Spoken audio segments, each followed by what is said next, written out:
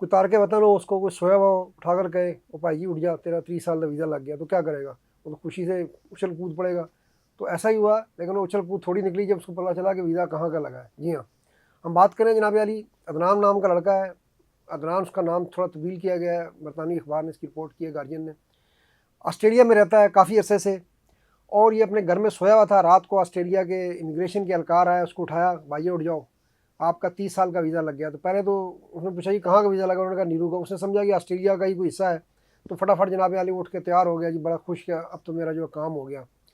तो अब उसको जब वहाँ से घर से ले जाकर जो है वो रास्ती मरकज़ में ले गए वो, और फिर उसे पता चला कि नीरू कहाँ है, तो फिर उसके जो है ना दिमाग की भी सारे नीरू की घंटियाँ बजने लग गई, बांसुरियाँ बजने लग गई। घंटियाँ, नीरू ने बांसुरी बजाई थी, तो वो नीरू की बांसुरी जो है ना उसके कान में गूंजने लग गई।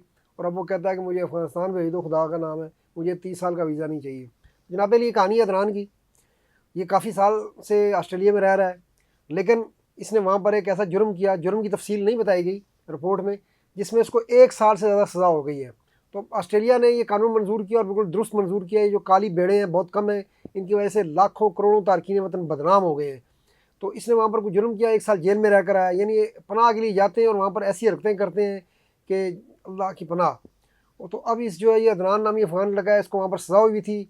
इसको जो है उन्होंने कड़ा पहनाया हुआ था, क्योंकि ज़ाहिर है अफ़गानिस्तान का मसला है कि वहाँ पर अभी तक डिपोर्ट नहीं किया जा रहा था। अब तो ज़ाहिर है मुल्कों ने शुरू कर दिया, लेकिन उससे पहले नहीं डिपोर्ट किया जा रहा था। ऑस्ट्रेलिया ने अभी डिपोर्ट नहीं शुरू किया, तो ऑस्ट्रेलिया नया कानून बनाया है कि जिन लोगों को डिपोर्ट वो नहीं कर सकता, उनको एक छोटा सा जजीरा ऑस्ट्रेलिया के पास, नीरू, सिर्फ 12,000 की आबादी है, चारों तरफ समुंदर है, छोटा सा इलाका है। मैंने कहा 12,000 की आबादी, आप अंदाज़ा कर लें कितना, एक गाँव की आबादी भी नहीं होती पाकिस्तान की। तो उनको वहाँ पर शिफ्ट करने के लिए जो है ऑस्ट्रेलिया ने कानून मंजूर किया, और अभी अदनान भी वहाँ जा रहा है। और भी बहुत से लोगों को पकड़ रहे हैं जिनको उन्होंने पकड़े भी लगाए हुए हैं। पहले मरले में जिनको सज़ा हो चुकी है उनको वहाँ भेजा जा रहा है, और अब दूसरे मरले में जिनके केस रिजेक्ट हो गए हैं ऑस्ट्रेलिया में, उनको भी वहाँ भेजा जाएगा।